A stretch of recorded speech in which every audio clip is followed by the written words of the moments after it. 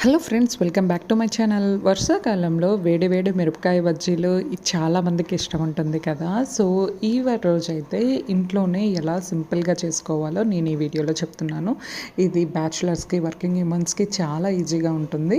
So first అయితే మిరపకాయలను వీడియోలో చూపించే విధంగా కట్ చేసుకోవాలి. ఆ తర్వాత శనగపిండి అయితే తీసుకుంటున్నాను.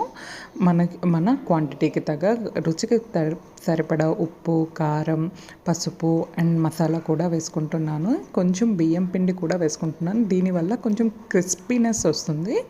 సో తర్వాత ఈ పిండిని చక్కగా వాటర్ సాయంతో మనం వీడియోలో చూపించే విధంగా కలుపుకోవాలి. సో కన్సిస్టెన్సీ మరీ పల్చగా ఉండకూడదు. సో చూసారా, ఈ విధంగా అయితే ఉండాలి. ఆ తర్వాత ప్యాన్లో ఆయిల్ అయితే వేసుకోవాలి.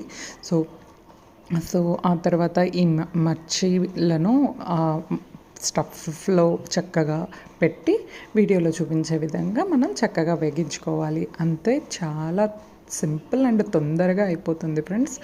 మనం మార్కెట్లో ఏ ఆయిల్లో చేస్తుంటారో మనకు తెలియదు కదా. సో ఇలా చేసుకుంటే హెల్త్కి కూడా చాలా మంచిది, తొందరగా అయిపోతుంది. ఒక్కసారి ట్రై చేయండి. ఐ హోప్ మీకు ఈ వీడియో నచ్చింది అనుకుంటున్నాను. Thank you for watching my video. Please like it, share it and comment it.